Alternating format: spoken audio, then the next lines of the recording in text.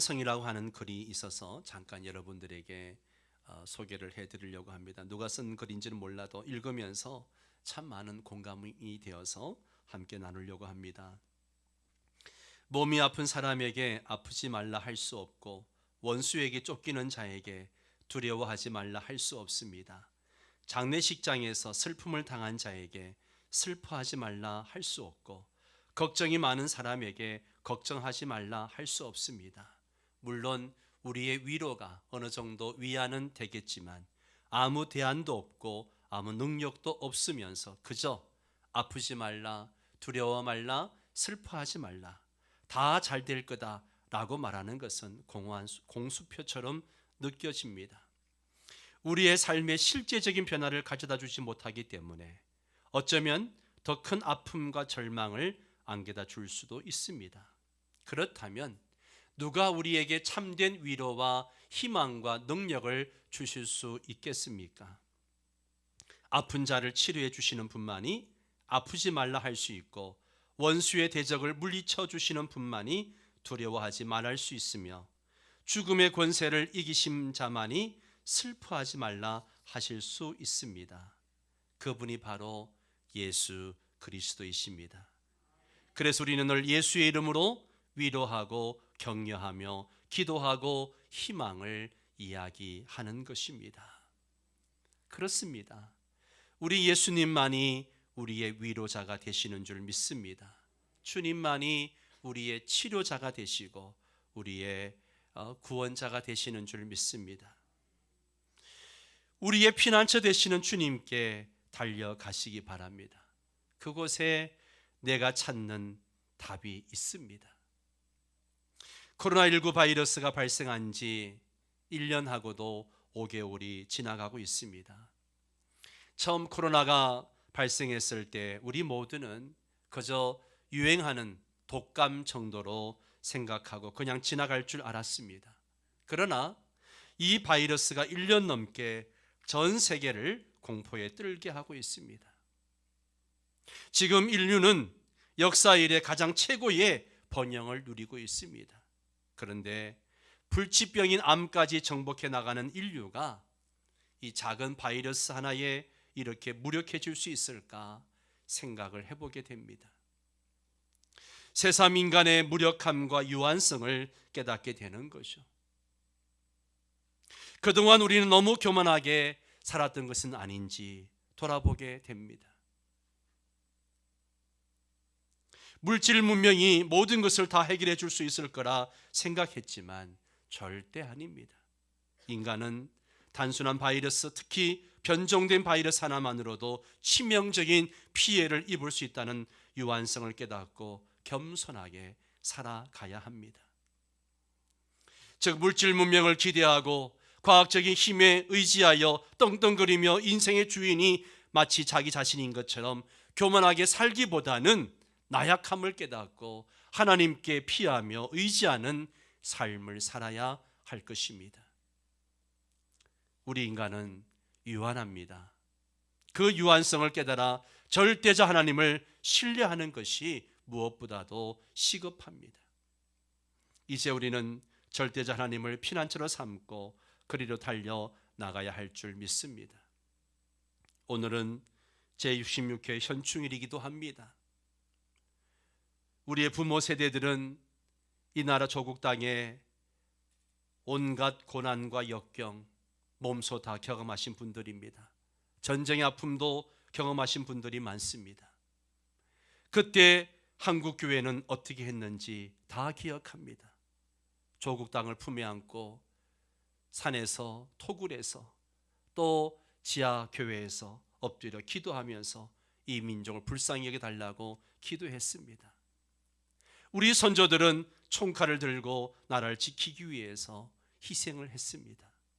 돌아보면 하나님께서 이 땅을 그때마다 도우시고 그때마다 세워주셨습니다. 하나님은 이 조국 땅의 견고한 망대가 되어주셔서 오늘날 대한민국의 번영을 이루게 하셨습니다. 우리는 이것을 한시도 잊어서는 안 됩니다. 잊어서는 안 됩니다. 하나님의 은혜였습니다. 하나님이 우리의 피난처가 되어 주셨고 이 땅을 세워 주셨습니다. 오늘 말씀을 보십시오. 10절 말씀을 함께 읽겠습니다.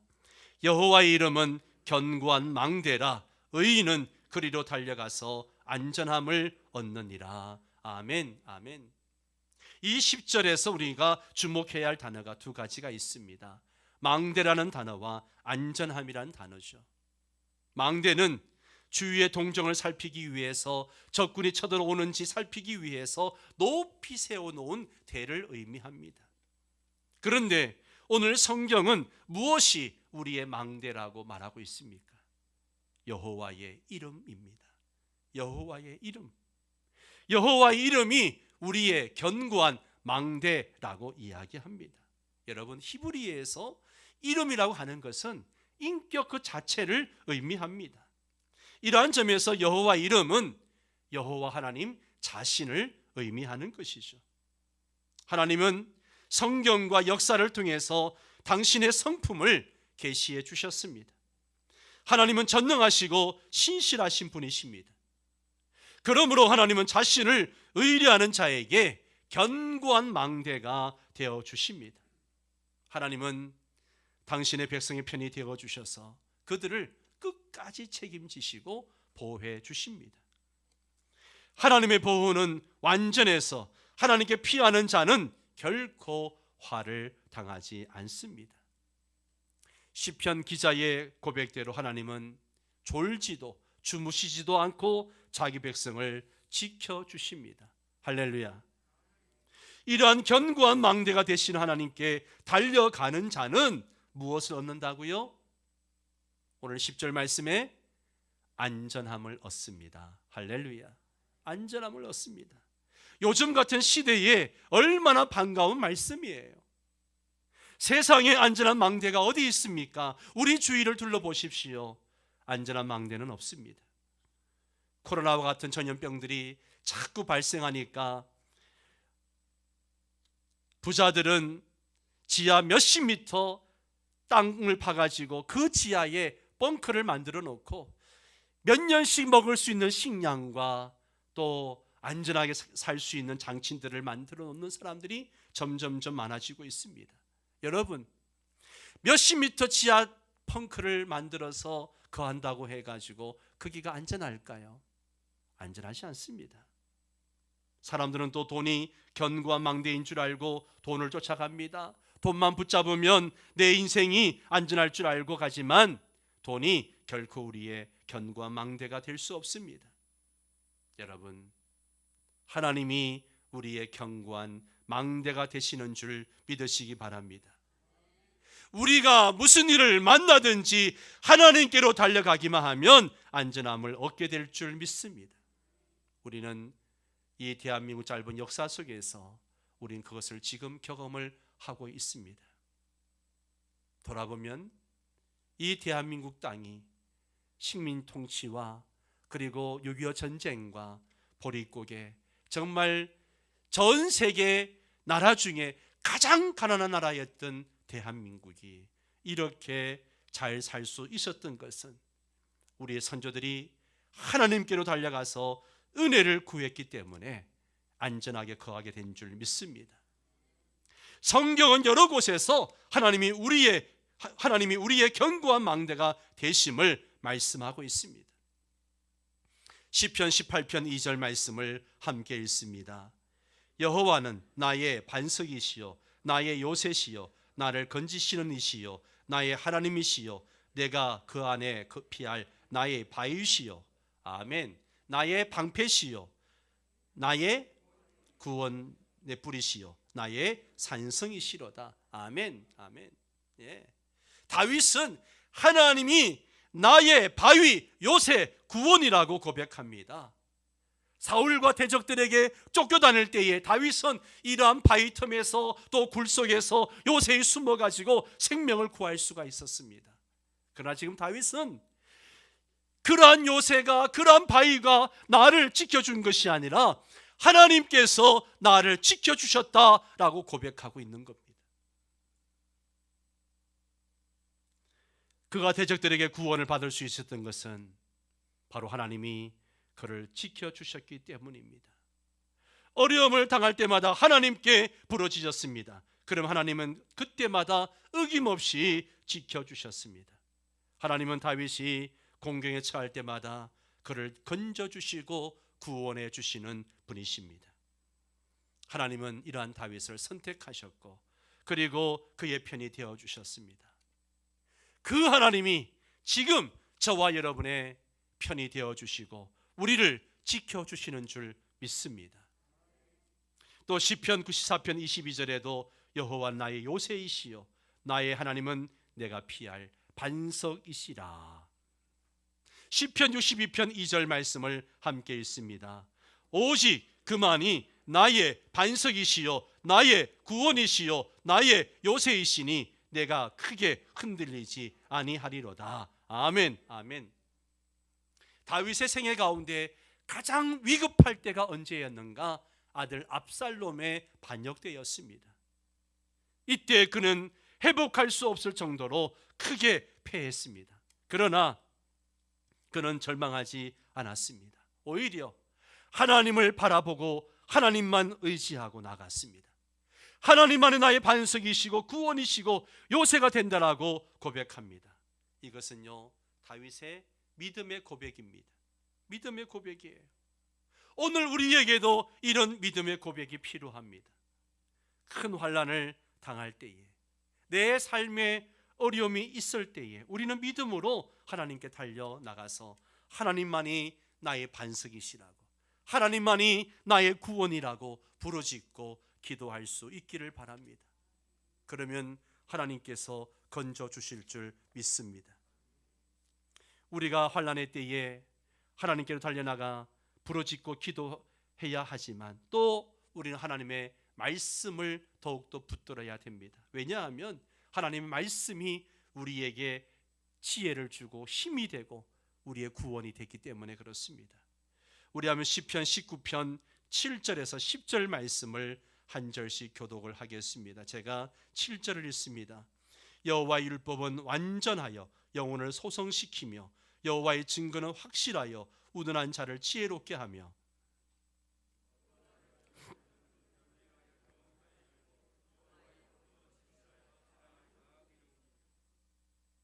(8절을) 빼먹었네. 8절. 예, 8절을 읽습니다. 여호와의 율법은 완전하여 영혼.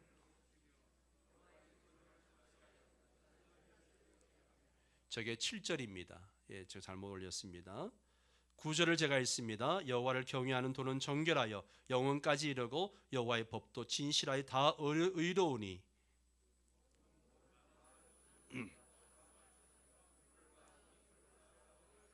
아멘. 아멘. 여기 보니까 여호와의 율법은 완전해서 우리 영혼을 소성케 한다, 회복시켜 준다라고 이야기합니다. 여러분, 완전하다고 하는 것은 뭘 의미하는가 하면 구약시대 제사를 드릴 때에 그 제물이 흠도 없고 티도 없는 것을 얘기하는 거예요. 하나님의 율법은 오점이나 흠이 없습니다. 하나님의 말씀은 사람들이 살아가는데 필요한 모든 원리를 다 담고 있는 거예요. 하나님의 말씀은 원리적인 면이나 윤리적인 면에 있어서 어떤 흠도 없이 완전합니다. 그러므로 하나님의 율법은 사람들에게 새로운 삶을 안내해주고 지친 영혼들에게는 다시 일어설 수 있도록 힘을 제공해 줍니다. 할렐루야. 또한 여호와의 증거는 확실하여 우둔한 자로 지혜롭게 한다고 이야기했습니다. 다윗은 하나님의 말씀을 증거라고 이야기합니다. 하나님의 말씀은 하나님의 약속을 확증해주고 불순종하는 자에게 심판을 경고해주며 올바른 삶을 살 수 있도록 교훈을 주는 말씀이에요. 하나님의 말씀은 확실합니다. 확실합니다. 그러므로 아무리 미련한 사람이라 할지라도 하나님의 말씀을 가까이 하는 사람은 지혜롭게 될 수 있습니다. 또한 여호와의 교훈은 정직하여 기쁘게 한다라고 말합니다. 하나님 말씀을 교훈이라고 이야기합니다. 교훈은 인간이 마땅히 가야 할 길을 가르쳐주는 말씀을 의미하는 것이죠.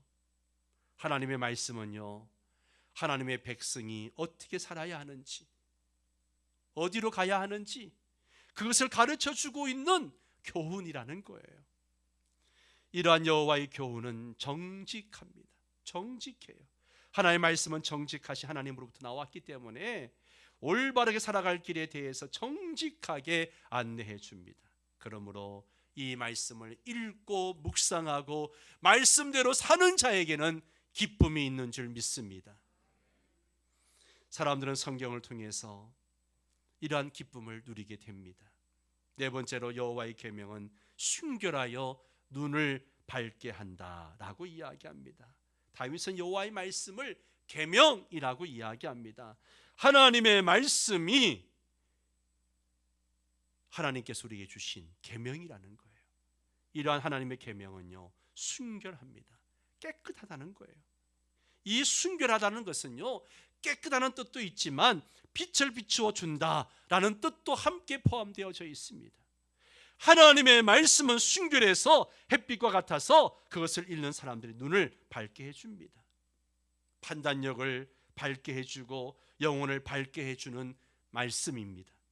하나님의 말씀을 읽으면 우리가 무엇이 옳고 그른지 분별할 수 있고 우리 영을 밝게 해주셔서 하나님의 음성을 듣게 하고 하나님의 뜻을 깨달아 알게 하는 은혜가 있습니다. 또 여호와의 말씀은요, 정결해서 영혼이 서 있다라고 이야기합니다. 하나님의 말씀을 여호와를 경외하는 것이다라고 이야기합니다. 하나님의 말씀은요, 궁극적으로 하나님을 경외하는 법을 가르쳐 줍니다. 하나님을 경외하며 살면 하나님께서 우리의 안전한 피난처가 되어 주시는 겁니다. 또 여기 보니까 마지막으로 여호와의 규례는 확실하여 다 의롭다라고 말씀하십니다. 다윗은 하나님의 말씀을 규례라고 부릅니다. 규례라고 하는 것은요, 하나님께서 자기 백성을 제정하신 법을 얘기하는 거예요. 여호와의 규례는 확실합니다. 확실하다는 것은 진리라는 것을 얘기하는 것이거든요. 하나님께서 제정하신 규례는 세상의 규례와 달리 변하지 않는 도덕적인 기반을 가지고 있습니다. 그러므로 이 규례는요, 영원히 변하지 않는 유일한 진리의 표준이 됩니다. 그러하기 때문에 신뢰할 수가 있는 거예요. 사랑하는 성도 여러분, 그렇기 때문에 우리는 이 하나님의 말씀을요, 10절에 이야기하는 것처럼 순금보다 어떻게 하라고요? 더 사모해라. 예. 여러분 금 좋아하죠? 네, 금이 좋아서 목걸이도 하고 반지도 하고 팔찌도 하고 합니다. 예. 여러분 금을 볼 때마다 뭘 생각해야 되는가 하면 하나님의 말씀 생각하시기 바랍니다. 반지를 낄 때마다, 팔찌를 할 때마다, 목걸이를 할 때마다 하나님의 말씀 생각하시고 말씀을 사모하시기 바랍니다. 시편 기자는 주의 말씀은 내 발의 등이요 내 길의 빛입니다 라고 고백을 했습니다. 하나님의 말씀은요, 우리 인생의 등불과 같습니다. 우리는 한치 앞도 내다보지 못하고 살아갑니다. 특히 우리는 이 코로나 시대에 불확실한 시대를 살아가고 있어요. 무엇이 진리고 무엇이 거짓인지 분간하기 어려운 시대를 살아갑니다. 이러한 때에 우리의 진리가 되고 인생의 등불이 되는 것은 오직 하나님의 말씀인 줄 믿습니다. 하나님의 말씀을 따라가면 우리는 바른 길을 걸어갈 수 있는 줄 믿습니다. 사랑하는 성도 여러분, 우리가 이 세상을 살아가면서 가장 안전한 길로 행하려면 우리를 언제나 안전한 길로 안내해 주는 내비게이션을 따라가야 됩니다. 그게 뭐예요? 성경입니다. 성경이에요. 그러므로 성경보다 앞서지 마시기 바랍니다. 예수님보다 성령님보다 똑똑한 척 하지 마시기 바랍니다.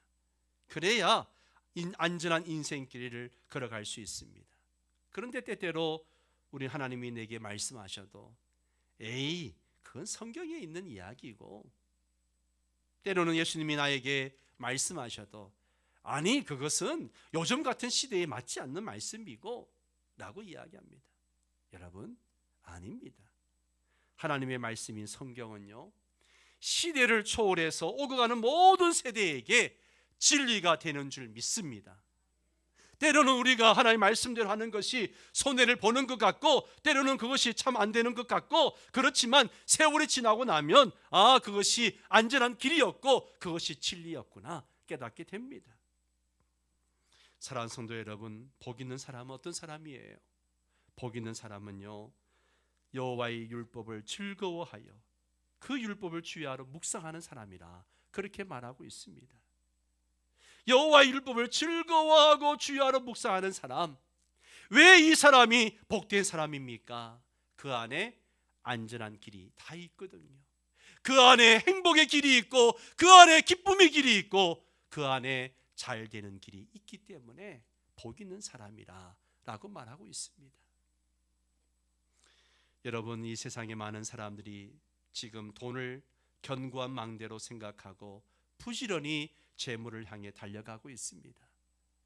내가 믿고 있는 사람, 내가 사랑하는 사람들이 나의 견고한 망대가 되는 줄 알고 그렇게 의지하고 살아가지만 결코 견고한 망대가 아닙니다. 여러분, 재물이나 사람은요, 나를 안전하게 해줄 수 없습니다. 보장해 줄 수 없습니다. 여러분, 인생이 불안하십니까? 미래가 불안하십니까? 그렇다면 하나님께 부지런히 달려가는 은혜가 있기를 축원합니다. 하나님이 견고한 망대입니다. 예수님이 우리의 피난처입니다. 하나님의 말씀이 피난처입니다. 그것으로 달려가면 됩니다. 하나님께로 달려가는 게 무엇입니까? 예배 자리로 달려가는 거예요. 예배 자리로 달려가는 거예요. 기도의 자리로 달려가는 거예요. 은혜의 자리로 달려가는 거예요. 가서 하나님을 만나고 주님 주시는 말씀을 받는 겁니다. 그리고 말씀대로 사는 거예요. 그러면 여러분의 생애가 안전할 줄 믿습니다. 그런데 오늘 말씀을 보니까요, 어리석은 사람은 어떻게 하는가? 11절 말씀을 봅니다. 11절 같이 읽습니다. 부자의 재물은 그의 견고한 성이라. 재물을 뭐처럼 여긴다고요? 견고한 성처럼, 아주 높은 성벽처럼 여긴다는 거예요. 여러분, 이 세상에는 두 종류의 사람이 있습니다. 하나는 하나님의 이름을 견고한 망대로 삼고 사는 사람이 있고요, 또 한 부류는 재물을 견고한 망대로 삼고 살아가는 사람이 있습니다. 여기에 여긴다라고 하는 히브리어 베마스키토라고 하는 이 단어는요, 실제로 그렇지 않은데 그런 것처럼 여기는 것을 말하는 거예요. 예. 재물은 매우 유용하면서 어려움을 당했을 때 우리에게 많은 도움을 줍니다. 그러므로 사람들은 재물을 얻기 위해서 수고를 마다하지 않습니다. 그러나 귀중한 재물도요, 하나님처럼 우리를 완전하게 보호해 주지는 못합니다. 재물은 우리를 죽음에서, 또한 불치의 질병에서 건져주지도 못합니다. 우리를 지옥에서 천국으로 옮겨주지도 못합니다. 재물은 철새처럼 잠시 나에게 왔다가 때가 되면 또 다른 곳으로 날아갑니다. 그러므로 여호와만큼 완전한 피난처가 될 수 없는 것입니다. 사람들은 하나님보다 세상을 더 믿고 의지합니다. 통치자들은요, 권력을 견고한 성으로 여깁니다. 또 어떤 사람들은 학이나 지식, 또한 인기를 견고한 성으로 여기고 이를 얻기 위해서 최선을 다합니다. 그러나 이것들 역시 하나님처럼 완전한 피난처가 되지는 못합니다. 지식과 인기 역시 시간이 지나면 다음 세대들에게 넘겨주고 떠나가야 합니다. 이것들은 영원하지 못하며 특히 죽음 앞에서는 우리에게 아무 도움도 되지 못합니다. 그러나 우리 하나님은 그렇지 않습니다. 하나님은 우리의 완전한 피난처가 되어 주십니다. 하나님은 변하시지도 주무시지도 않습니다. 그리고 죽음 이후에도 저와 여러분을 책임져 주십니다. 그러므로 성도들은 권력이나 소유나 지식이나 인기를 의지하지 말고 하나님을 의지해야 합니다. 우리는 하나님과 세상을 동시에 섬길 수 없습니다. 우리는 세상을 선택하든지 아니면 하나님을 선택하든지 결정해야 합니다. 그리고 하나님을 선택한 사람은 하나님의 이름 안에서 안전한 보호를 받게 될 것입니다. 그래서 12절은 이렇게 말합니다. 12절 같이 읽습니다. 사람의 마음의 교만은 멸망의 선봉이요 겸손은 존귀의 길잡이이니라. 아멘, 아멘. 이 앞구절, 이것을 앞구절과 연결해서 읽으면요, 무엇이 교만인가? 재물을 견고한 성으로 삼고 재물을 높은 성벽처럼 여기며 사는 사람, 이게 뭐라고요? 교만입니다. 교만. 그러면 무엇이 반대로 무엇이 겸손입니까? 여호와 이름을 견고한 망대로 삼고 그곳을 향해 달려가는 사람, 그 사람이 누구예요? 겸손한 사람입니다. 다른 말로 하면 여호와 이름 앞에 무릎을 꿇는 사람, 하나님의 말씀 앞에 무릎을 꿇고 그 말씀을 받아들이고 그 말씀에 순종하는 사람, 내가 계획하고 생각해 놓은 것이 있을지라도 하나님의 말씀과 다르면 중단할 줄 아는 사람, 그 사람이 바로 뭐라고요? 겸손한 사람이라고 성경은 말하고 있습니다. 사랑하는 성도 여러분, 언제나 하나님께로 달려가는 사람, 무슨 일을 만나든지 여기에 대해서 성경은 뭐라고 말씀하고 있는가, 하나님은 뭐라고 말씀하시는지 묻고 묵상할 줄 아는 사람, 이런 사람을 성경은 어떤 사람이라고 말합니까? 겸손한 사람이다 라고 말합니다. 내 생각 같아서는 그냥 확 하고 싶은데 이 일에 대해서 하나님의 뜻이 뭔지, 어떻게 하나님이 말씀하시는지, 하나님이 기뻐하시는 것이 무엇일까, 이걸 기도하면서 말씀 묵상하면서 고민하고 찾는 사람, 이런 사람이 겸손한 사람입니다. 저는 우리 명성의 모든 성도들이 겸손한 사람 되시기를 바랍니다. 옆 사람에게 이야기해 주십시오. 겸손한 사람이 되십시오. 여러분, 그런데 이렇게 겸손한 사람이 어떻다고 이야기합니까? 존귀의 길잡이니라. 존귀가 따라온다는 거예요. 그런 사람에게 존귀가 따라온다는 거예요. 존귀와 영광이 따라온다는 겁니다. 그러므로 우리는 성경 말씀을 그대로 따라 살면 무슨 일이 있는가? 영광이 뒤따라옵니다. 그런 사람에게 영광이 뒤따라옵니다. 무슨 일이 있을 때마다 하나님께 달려가서, 하나님, 이 상황에서 내가 어떻게 해야 됩니까? 무슨 일이 있을 때마다 성경을 펴놓고 하나님, 성경을 묵상하면서 내가 어떻게 해야 됩니까? 묻고 주님이 일러주시는 대로 하다 보면 어떻게 됩니까? 나중에 존귀한 자리에 앉아 있습니다. 영광을 얻는 자리에 내가 앉아 있는 줄 믿습니다. 하나님의 이름을 내 인생의 망대로 삼고 살아가는 사람에게 하나님은 안전함이 되실 뿐만 아니라 존귀와 은혜를 베풀어 주십니다. 오늘 저와 여러분 삶 속에 이러한 존귀와 영광이 늘 따라오는 그런 은혜가 있게 되기를 주의 이름으로 축원합니다. 우리 함께 찬양하면서 기도하려고 하는데, 오늘 찬양은 하나님이시여 하나님이시여라고 하는 찬양인데, 가사를 보면 그 가사 중에 이런 가사가 있습니다. 여호와는 나의 힘이요 여호와는 나의 구원이시니 내가 누구를 두려워하리요 하는 가사가 있습니다. 오늘 말씀을 생각하며 자리에서 다 함께 일어나셔서 함께 찬양하도록